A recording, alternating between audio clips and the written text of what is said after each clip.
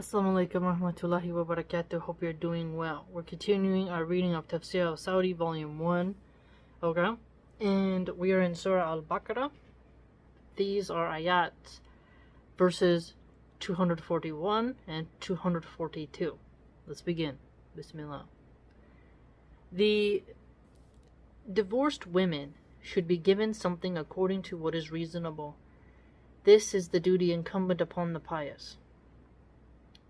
In this way, Allah makes His revelations clear to you so that you may understand. That is, every divorced woman should be given something according to what is reasonable, and this is an obligation upon everyone who is pious, so as to offer compensation to the woman and to fulfill some of her rights. So compensation and her rights. So, you're not just leaving her destitute. Okay? Like, especially if you were the screw up, or you guys just don't get along anymore. Doesn't mean you want to destroy one another. You have some type of respect. This gift is obligatory. Obligatory. What's that? Hold on, my pen isn't working. Crappy pen. Okay, here we go. This gift is obligatory for one who divorces his wife before consummation of the marriage. Ooh, so even if you don't get to have intimacy, you still gotta give that gift. And giving it is sunnah in other cases. As stated above, this is the best opinion concerning this matter. It was also suggested that giving the gift is obligatory in all cases of divorce, based on the general meaning of this verse. However, the basic principle is that what is general in meaning should be understood in the light of what is specific. And we have seen above that the ruling on giving something to the divorced woman applies specifically in the case of divorce before settling the dowry and consummating the marriage.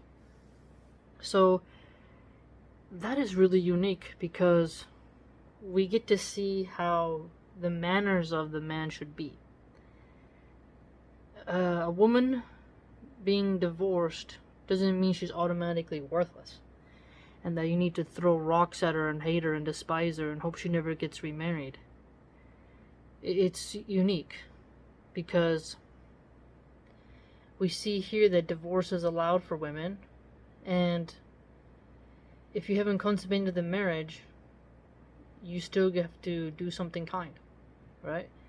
Some men might think, since they didn't get to, they might be quite vulgar and think, well, they didn't get to have a turn, so why should they have to get anything? But here we see that Islam calls the men to be better, be real top-notch. As Allah has described these important rulings as being based on wisdom and mercy. So it's a mercy, you see here, to do that. What is reasonable? Compensation, to offer compensation, fulfill some of her rights, and the gift is obligatory, and it's sunnah. Perfect. He reminds people of his favor by saying, in this way, Allah makes His revelations clear to you. That is, He makes clear His limits, what He permits, what He forbids, and rulings that are beneficial for you, so that you might understand them, recognize them, and be aware of the purpose behind them. The one who learns that is obliged to act upon them.